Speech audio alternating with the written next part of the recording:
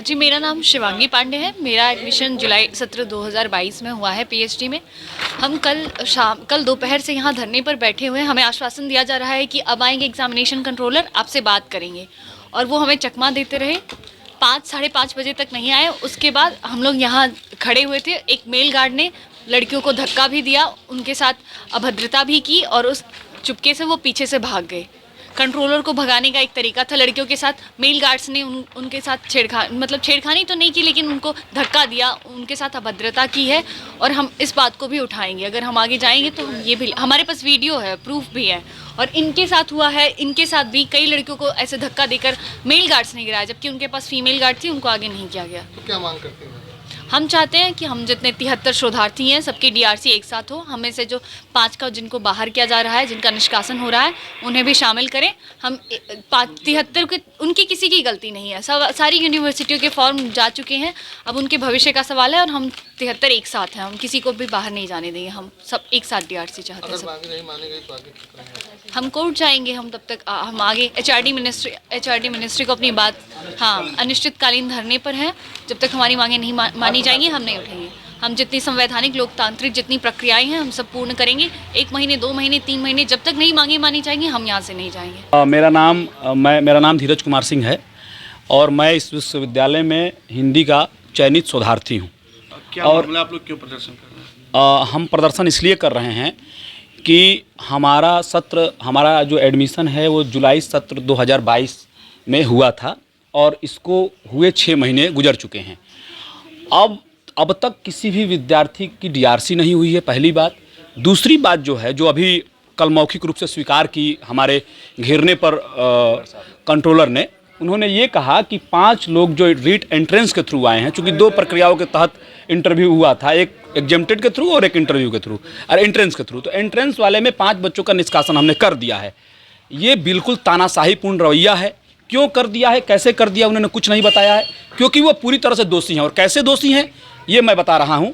क्योंकि provisional answer की पे उन्होंने अंतिम परिणाम घोषित कर दिया, और उस पर विभाग ने इंटरव्यू लिया। इंटरव्यू लेने के बाद चयनित शोधार्थी हो गया। एक यहाँ पे हम अभ्यर्थी होने के नाते, इसमें से किसी ने जब कोई गलत दस्तावेज नहीं लगाया और किसी प्रकार की कोई धांधली नहीं की, किसी प्रकार की चयन प्रक्रिया में वो संलिप्त गलत तरीके से नहीं रहा, किसी विद्यार्थी की कोई गलती नहीं है, आपके ही परिणाम जारी करने के संदर्भ में वो इस विश्वविद्यालय में चयनित हुआ। और 6 महीने गुजर चुके हैं। उसके कोर्स वर्क की क्लासेज लगातार 4 महीने से चल रही हैं। उसको एनरोल इस विश्वविद्यालय में कर दिया गया, उसके डॉक्यूमेंट सबमिट करा दिए गए हैं, और वो फीस जमा हो चुकी है। आपने ही लिंक दिया, लिंक जनरेट हुआ, और उसने फीस पेमेंट किया। अब आप ये कह रहे हैं तानाशाही तरीके से कि 5 लड़कों का, हम अब चूंकि फाइनल आंसर की जारी कर रहे हैं 6-7 महीने बाद, और 5 लोग जो है निष्कासित होंगे। हम कह रहे हैं हम 73 शोधार्थी हैं, हम उन 5 लोगों के साथ हैं, उनके भविष्य के साथ खड़े हैं। हमको स्प्लिट नहीं कर सकते। उनकी पूरी मानसिकता ये है कि 68 लोगों की डीआरसी हो जाए और 5 लोगों को हम लटका के रख दें, लेकिन ये चलने वाला है नहीं। अगर ये लोग नहीं मानते तो आगे क्या कर रहे हैं? हम क्रमिक अनशन पे हैं। इस समय क्रमिक अनशन पे हैं। हम भूख हड़ताल पे भी बैठेंगे इसी में, और हमें जो भी करना होगा हम करेंगे उन 5 बच्चों के भविष्य को बचाने के लिए। इसलिए हम हर रास्ते के लोकतांत्रिक तरीके से संवैधानिक प्रक्रिया में जो कुछ निहित होगा उस तरह की हम लड़ाई लड़ेंगे। हम कोर्ट भी जाएंगे, क्योंकि ध्यान रहे, प्रोविजनल आंसर की केवल एक विभाग का मामला नहीं है। यहाँ तमाम ऐसे विभाग है जहाँ प्रोविजनल आंसर की पे ही परीक्षा नियंत्रक ने जारी कर दिया है अंतिम परिणाम, और हम आरटीआई के थ्रू सारी जानकारी लेंगे। किसी ने एक विभाग की ली है, हम सारे विभाग की लेंगे।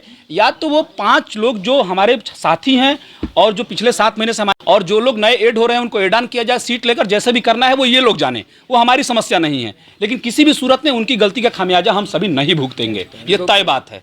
मेरा नाम अजीत प्रताप सिंह है, मैं हिंदी विभाग का शोधार्थी हूँ। जुलाई 2022 में मेरा चयन हुआ। जी बताइए, पूरे प्रकरण में आप लोगों ने अपने किससे शिकायत की? प्रधानमंत्री से या एचआरडी मिनिस्टर से? क्या क्या? सबसे पहले तो हमने अपने जो हमारे अभिभावक हैं, विभागाध्यक्ष महोदय, हमने उनसे कई बार एप्लीकेशन दिया।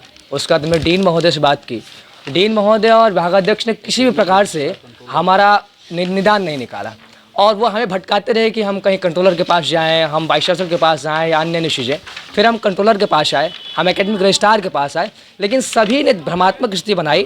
अंततोगत्वा यहाँ अब तक निकल के आया कि गलती कंट्रोलर महोदय की है, जिन्होंने प्रोविजनल आंसर की को फाइनल आंसर की मान लिया और हमारा चयन कर दिया। और 6 महीने बाद जब हम किसी भी विश्वविद्यालय में अभ्यर्थिता करने के लायक नहीं बचे, अब हमारा फाइनल आंसर के निकाल रहे हैं और हमारे 5 साथियों का प्रवेश रद्द कर रहे हैं। जी, इसके लिए क्या आप प्रधानमंत्री और क्या शिक्षा मंत्री को भी हमने माननीय शिक्षा मंत्री और माननीय प्रधानमंत्री महोदय को ईमेल लिख के लिए एक प्रारूप तैयार कर लिया है और हम उनसे एक ईमेल के माध्यम से शिकायत करेंगे। मैंने वाइस चांसलर को भी ईमेल के माध्यम से शिकायत कर दी है और हम इसके साथ ही हाईकोर्ट, क्योंकि विश्वविद्यालय के विगत ऐसे ही कई मामले आए हैं जिनमें हाईकोर्ट ने आदेश दिया है कि जिन भी छात्रों का गलत तरीके से, प्रशासन की गलती से अगर उनका एनरोलमेंट हो गया है किसी भी तरीके से, तो प्रशासन की गलती है, छात्रों की नहीं है। इसलिए हम उन आर्डर्स के साथ हाईकोर्ट जाएंगे और इनको बैकफुट पे लाएंगे। डिजिटल इंडिया का digital new platform live VNS पिछले 7 वर्षों से बनारस की सेवा में। पाइए बनारस के कोने कोने की खबर निष्पक्षता के साथ लाइव VNS से। बनारस की ताज़ा तरीन खबरों के लिए प्ले स्टोर से डाउनलोड कीजिए लाइव VNS ऐप या फॉलो कीजिए लाइव VNS को सोशल मीडिया पर।